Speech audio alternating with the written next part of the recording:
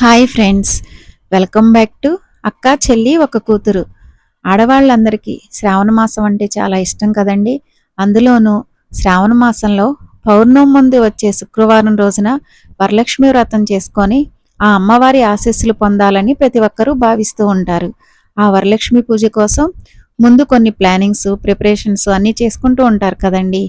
ఎందుకంటే ఈ పూజ చేయడం వల్ల మనకి అమ్మవారి దయా కరుణా కటాక్షాలు ఉంటాయని ప్రతి ఒక్క మహిళ భావిస్తుంది కదండి. అందుకోసమని సింపుల్గా త్వరగా నైవేద్యాలు ఎలా వండుకోవాలో, డెకరేషన్ ఈజీగా ఎలా చేసుకోవాలో అన్న విషయం గురించి ఈ వీడియోలో చెప్పడమైనదండి.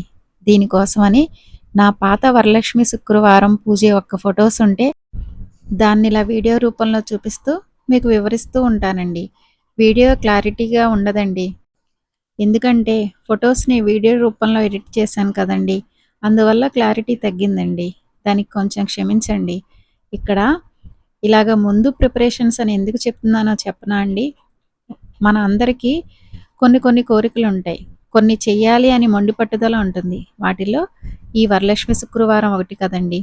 ఎలా ఉన్నా అంటే ఓపిక లేకపోయినా సరే పూజ చేసుకోవాలి అని ప్రతి ఒక్కళ్ళకి మొండితనంతో చేసేస్తాం. ఆ టయానికి ఒక్కొక్కసారి జ్వరం వచ్చో, కొన్ని కారణాల వల్ల ముందు ఎక్కడికన్నా ఊరు వెళ్ళడం వల్ల కొన్ని రెడీ చేసుకొని పెట్టుకోలేం కదా.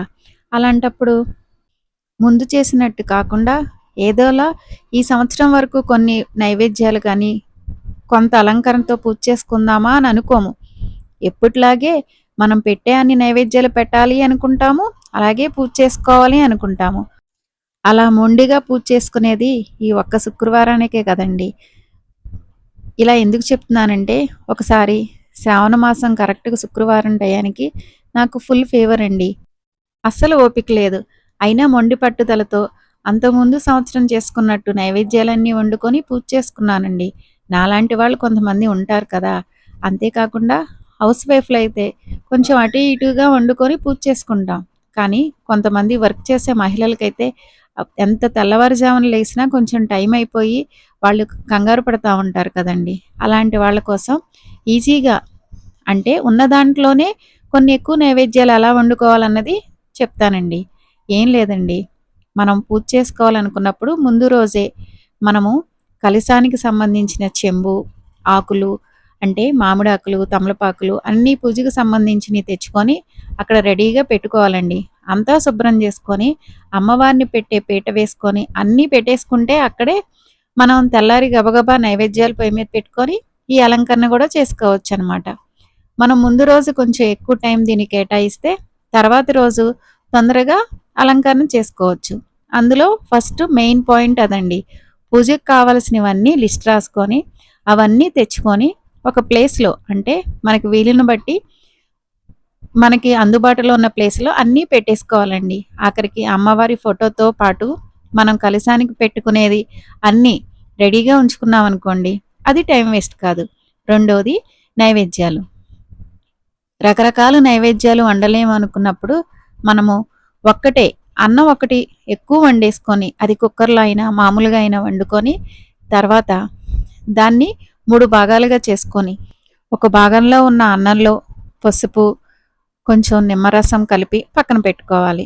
ఒక భాగంలో ఉన్న దానికేమో పెరుగు కలుపుకొని పక్కన పెట్టుకొని రెండిటికి ఒకేలాగా తాలింపు వేసేసుకుంటే 2 రకాల నైవేద్యాలు రెడీ అవుతాయండి. ఒకటి నిమ్మకాయ పులిహార, ఒకటి దద్దోజనం. అంతేనా అండి. ఇంకో భాగం అన్నం ఉంది కదా, దాన్నేమో కొన్ని పాలు పోసి పొయ్యి మీద పెట్టి అందులో బెల్లం వేస్తే పరవన్నంగా రెడీ అవుతుందండి. దానిలోకి నెయ్యితో జీడిపప్పులు, కిస్మిస్లు, యాలక్కాయలు వేసి ఫ్రై చేసి దానిలో వేసుకుంటే పరవన్నం కూడా రెడీ అవుతుంది. ఎలాగూ తాంబూలం వాయినం ఇవ్వడం కోసమని ముందు రోజు శనగలు నానబెట్టుకుంటాం కదండి. వాటిని తాలింపు వేసుకుంటే ఇంకో నైవేద్యం అండి. ఈ తాలింపు వేసే టైం కూడా లేదనుకున్నప్పుడు మనం పులిహారకి, దద్దోజనంకి వేసుకున్న తాలింపు కొంచెం దీనిలో కలిపితే ఇది రెడీ అయిపోతుందండి. ఇంకా మనము ముందు రోజే స్నానం చేసి, ముందు రోజు కాకపోతే 2 రోజుల ముందన్న మంచిగా స్నానం చేసి బియ్యాన్ని కడుక్కొని ఆరబెట్టుకొని పిండి పట్టించుకొని ఉంటే దాన్ని చాలా రకాలుగా వాడుకోవచ్చండి. దాన్ని బెల్లం వేసి కలిపి సెలవిడి కింద పెట్టుకోవచ్చు. దాంతోపాటు పెసరపప్పు నానబెట్టుకుంటే పెసరపప్పు సెలవిడి ఒక నైవేద్యం కింద సరిపోతుంది. పానకం ఎలాగో కలుపుకుంటాం కదండీ!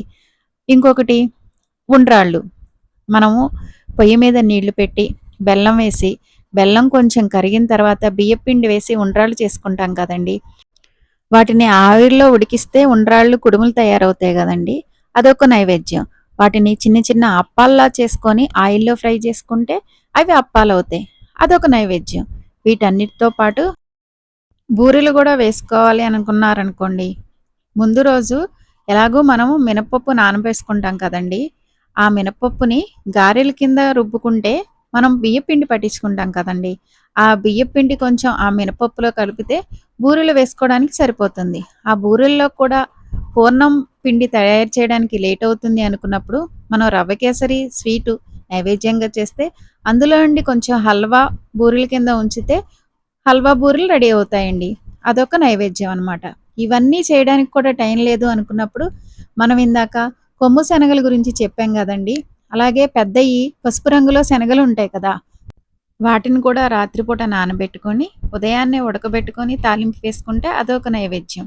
వీటన్నిటితో పాటు మనం ఎలాగో అన్నం వండుకుంటాం గదండీ!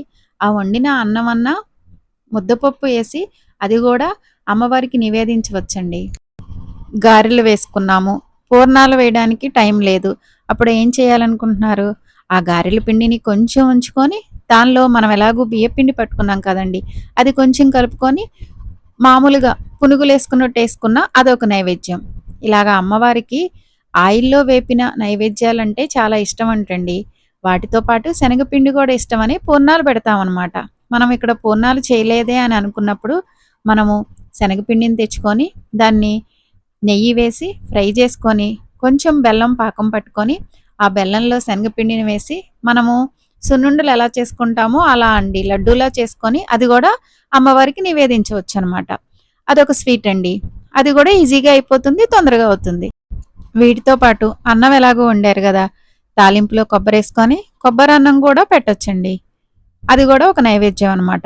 మనం వీలుని బట్టి, మన వెసులుబాటుని బట్టి మనం నైవేద్యాలు వండుకొని పెట్టొచ్చండి. చూడండి తేలిగ్గా, ఈజీగా ఎలా చేసేసుకోవచ్చో.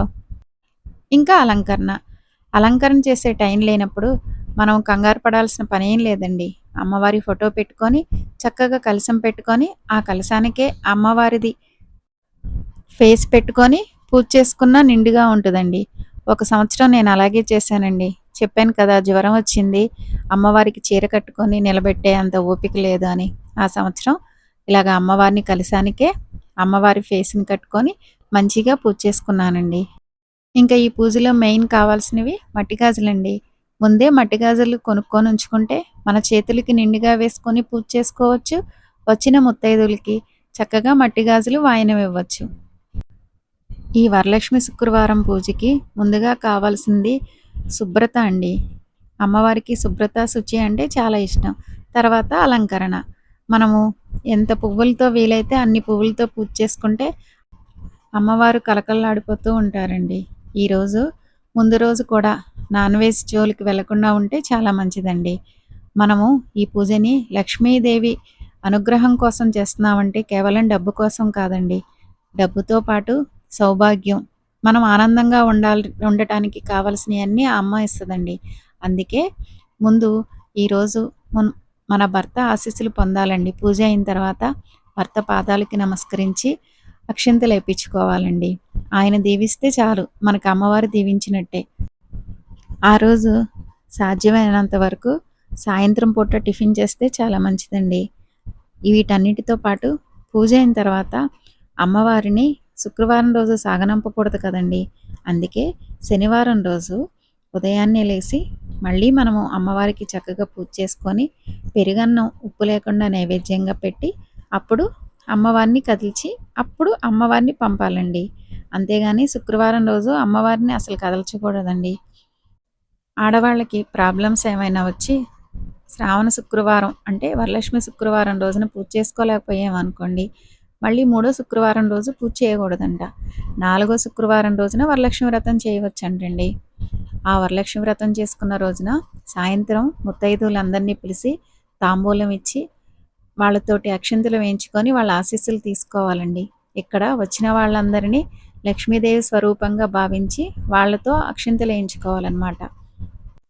ఇంక పూజ విషయంలో వాళ్ళందరికీ అవి ఉన్నాయి, మనకి ఇవి లేవు అని బాధపడాల్సిన అవసరం లేదండి.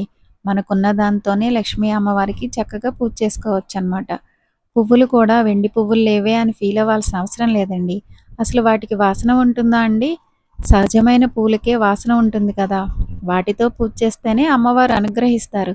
దానికి మీరు బాధపడాల్సిన అవసరం ఏమీ లేదండి. అష్టోత్తరానికి పువ్వులు, కుంకుమతో చేసుకుంటే చాలండి. ఇప్పుడు చిట్టి గాజులని, ముత్యాలని రకరకాలు వచ్చాయి గదండీ!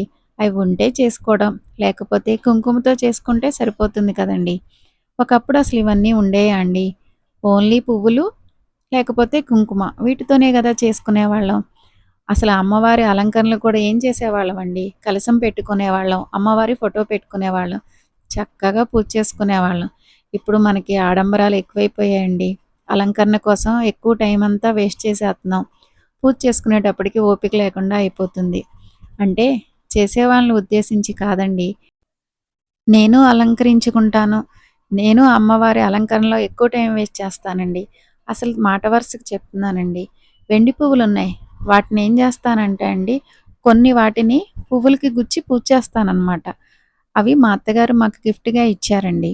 ఇలాగా ఉన్న వాటితో చేసుకోవడమే గానీ, వేరే వాళ్ళకున్నాయని బాధపడాల్సిన అవసరం లేదని చెప్పడం కోసం చెప్తున్నానండి. ఇక్కడ మీరు గమనిస్తే నేను అమ్మవారిని చీర కట్టి అలంకరించేటప్పుడు పట్టు చీర కట్టకుండా మామూలు చీరే కట్టాను చూసారా? ఎందుకంటే పట్టు చీర కొత్తది లేదండి. 2 చీరలు అమ్మవారి కోసం కావాలి కదా! ఒకటి అమ్మవారికి కట్టడానికి, ఒకటేమో తాంబూలం కింద పెట్టడానికి, అమ్మవారికి పెట్టడం కోసం అని 2 చీరలు కావాల్సినప్పుడు 2 కొత్త చీరల్లో ఒక చీర కట్టాను. ఒక చీరని తాంబూలం కింద పెట్టాననమాట. అలాగా మనం ఉన్న వాటితోనే అమ్మవారికి అలంకరించుకోవడం, పూజ చేసుకోవడం అంతే అండి. ఇక్కడ ఇంకో విషయం చెప్పడం మర్చిపోయానండి. కొంతమందికి ప్రతి సంవత్సరం కొత్త రూపు పెట్టాలా అని డౌటొస్తది కదండీ! మనము పూజ చేసుకున్న రూపుని పక్కగా పెడితే దాన్ని మళ్ళీ పూజలో వాడుకోవచ్చండి. ఎలా అంటే పూజ చేసే ముందు దాన్ని ఆవు పాలతో శుద్ధి చేసుకొని మళ్ళీ దాన్ని పూజలో వాడుకోవచ్చు. పూజ చేసిన దాన్ని వెంటనే మన తాళిలో కట్టుకున్నామనుకోండి, దాన్ని మాత్రం పూజకి వాడకూడదనమాట. కొత్త రూపుని మళ్ళీ పూజలో పెట్టుకోవాలి. ఇక్కడ మేము పూజ కోసమని ఒకటి రూపుని పక్కన పెడతామండి. ప్రతి సంవత్సరం ఆ రూపుకే పూజ చేస్తామనమాట. పెళ్ళైన వెంటనే చేసే ఫస్ట్ వరలక్ష్మి శుక్రవారానికి, సత్యనారాయణ స్వామి నోములకి, కార్తీక పౌర్ణమి నోములకి, అట్ల తద్ది నోములకి ఉండే రూపుల్ని మాత్రం తాళిలో కట్టుకుంటామండి. వీడియో నచ్చితే లైక్ చేయండి. ఇప్పటి వరకు ఛానల్ చూస్తూ సబ్స్క్రైబ్ చేసుకోకపోతే సబ్స్క్రైబ్ చేసుకోండి. Thanks for watching.